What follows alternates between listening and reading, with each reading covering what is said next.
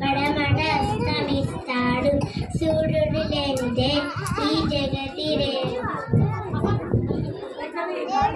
ప్రాణికి కళ్ళు చాలా అవసరమా, కళ్ళకు చాలా అర్థవంతులమా.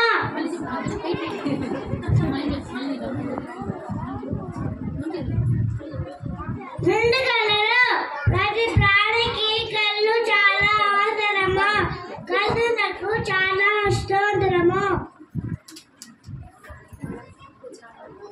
మూడు కాలాల ఎండాకాలం, వానాకాలం, చలికాలం. ఎండాకాలంలో ఎండ ఎక్కువగా ఉంటుంది, ఎక్కువ నీటిని తాగాలి.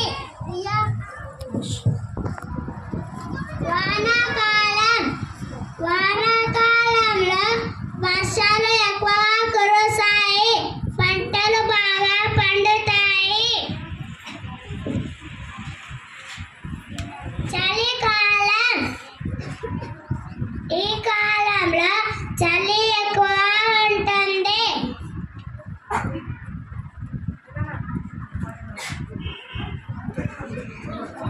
నాలుగు వేదాలంటే హిందూ మతానికి చెందిన పురాతన గ్రంథాలు. అవి నాలుగు: ఋగ్వేదము, యజుర్వేదము, సామవేదము, అథర్వణ వేదము. వీటిని చతుర్వేదాలంటారు. నాలుగు వేదాలంటే హిందూ మతానికి చెందిన పురాతన గ్రంథాలు. అవి నాలుగు: ఋగ్వేదము, యజుర్వేదము, సామవేదము, అథర్వణ వేదము. వీటిని చతుర్వేదాలంటారు. 5 పాండవులు: ధర్మరాజు, భీముడు, అర్జునుడు, నకులుడు, సహదేవుడు. ధర్మరాజు ఎల్లప్పుడూ సత్యమై పలుకుతారు. భీముడు చాలా బలవంతుడు. అర్జునుడు అస్త్ర విద్యలు ఆరితేరిన వారు. నకులుడు, సహదేవుడు వీరిద్దరు ఆయుర్వేద విద్యలు ప్రావీణ్యులు. వీరి తల్లిదండ్రి వీరిని పంచపాండవులు అంటారు. వీరి తల్లిదండ్రి తండ్రి పాండురాజు, తల్లి కుంతీదేవి. ధర్మరాజు, భీముడు, అర్జునుడు, నకులుడు, సహదేవుడు. భీముడు చాలా బలవంతుడు. అర్జునుడు అస్త్ర విద్యలు ఆరితేరిన వారు.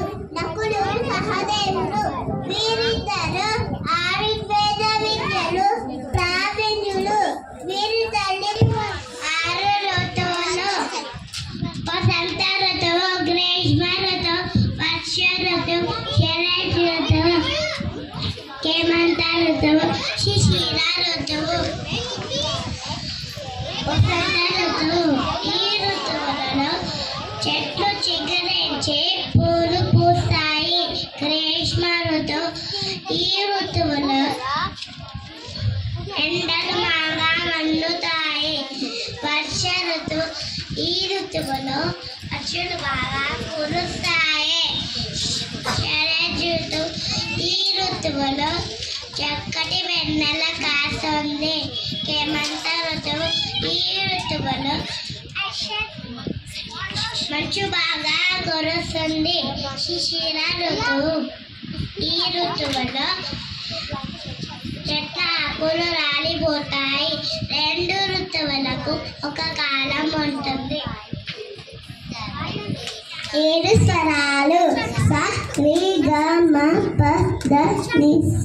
స అంటే షడ్జమం, రి అంటే రిషభం, గ అంటే గాంధారం, ప అంటే మ అంటే మధ్యమం, ప అంటే పంచమం, ద అంటే దైవితం, ని అంటే నిషావం.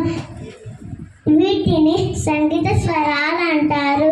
సంగీత సాధన చేస్తారు. 8 అష్టదిగ్గజాలు. వీరు శ్రీకృష్ణ దేవరాయల ఆస్థానంలో ఉండే 8 మంది